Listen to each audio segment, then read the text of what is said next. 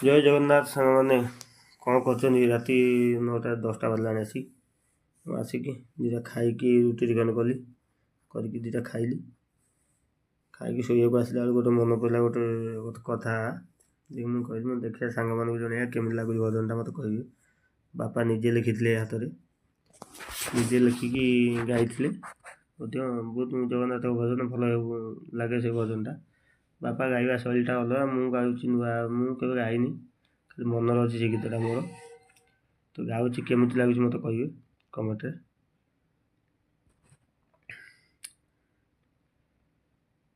ଜୟ ଜୟ ଜଗନ୍ନାଥ ଜଗତ ସ୍ୱାଇଁ, ତୋ ପରା କେହି ଜଗତେ ଦିଶୁତ ନାହିଁ ପ୍ରଭୁ, ତୋ ପରା କେହି ଜଗତେ ଦିଶୁତ ନାହିଁ। ଜୟ ଜୟ ଜୟ ଜଗନ୍ନାଥ,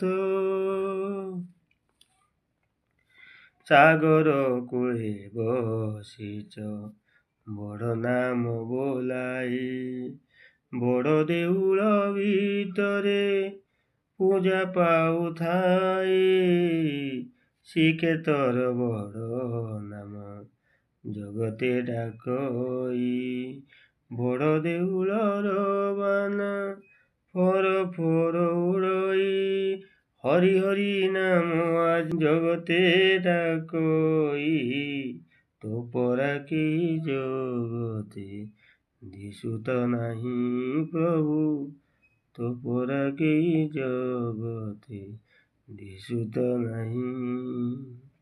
ଜୟ ଜୟ ଜୟ ଜଗନ୍ନାଥ, କେତେ କେତେ ପୂଜା କଣା ଶ୍ରୀଚରଣେ ଖଟଇ, କେତେ କେତେ ଦୁଃଖୀ ରଙ୍କି ଭିକ୍ଷା ମାଗୁଥାଇ, ମୁଁ ଡାକିଲେ କିମ୍ବା ପ୍ରଭୁ ଡାକ ଶୁଭୁନାହିଁ, ମୃଗୁଣୀର ଡାକ ପ୍ରଭୁ ଶୁଣିଲ କିମ୍ପାଇଁ, କି ଦୋଷ କରିଛି ପ୍ରଭୁ କୁହ ଆଏ ସ୍ୱାଇଁ, ତୋ ପରା କେହି ଜଗତେ ଦିଶୁତ ନାହିଁ ପ୍ରଭୁ, ତୋ ପରା କେହି ଜଗତେ ଦିଶୁତ ନାହିଁ।